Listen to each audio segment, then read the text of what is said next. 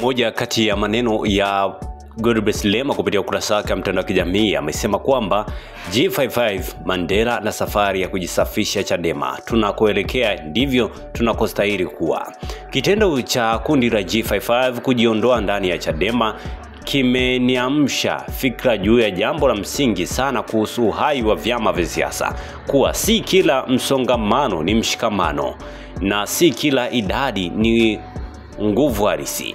Nilijikuta nikikumbuka mwaka baada ambao Chadema chini ya katibu mkuu wa wakati huo Dr. Wilbrod Slaa ilifanya mikutano kadhaa ya ndani. Wakati huo baraza la vijana la Chadema Bavicha wilaya ya Ubungo ilikuwa na kongamano maalum katika ukumbi wa Landmark hoteli. Mgeni rasmi alikuwa ni mwenyekiti wa taifa wa Chadema Freeman Mbowe. Miongoni mwa wazungumzaji wakuu alikuwa ni mwanasheria wa chama Tundu Antipas Lissu.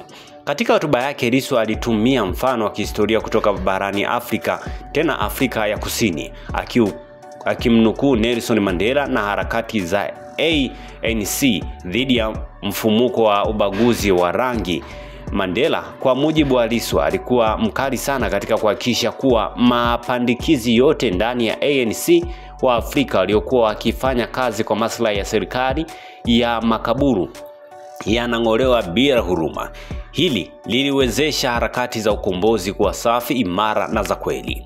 Lissu alisisitiza kuwa Chadema pia ilikuwa inapitia kipindi kama hicho. Mapambano dhidi ya mfumo dhalimu yangefanikiwa ikiwa chama kingeendelea kubeba mizigo ya watu walioko ndani lakini roho zao ziko nje. Kwa wakati huo, aliyekuwa kinara wa tuhuma hizo alikuwa ni Zitto Kabwe.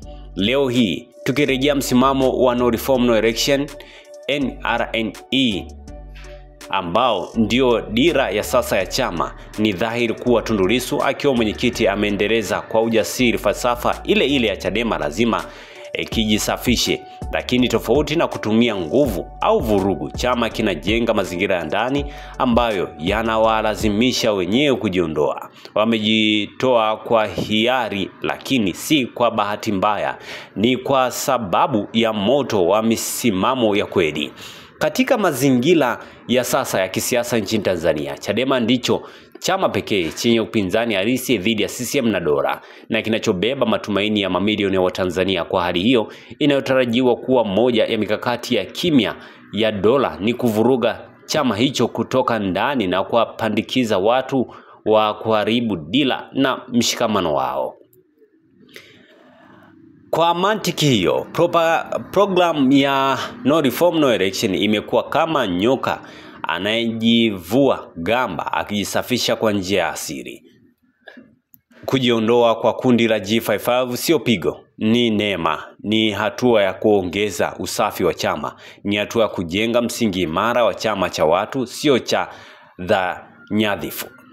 Chadema haipaswi kuwa chama cha wenye kiu ya ubunge, udiwani au uwakilishi. Inapaswa kuwa chama cha watu wanaoamini katika mabadiliko ya mfumo, hata kama wao hawatanufaika binafsi. Chama hiki kinahitaji watu walio tayari kupigania maslahi ya umma, hata kama haitaleta faida kwao binafsi.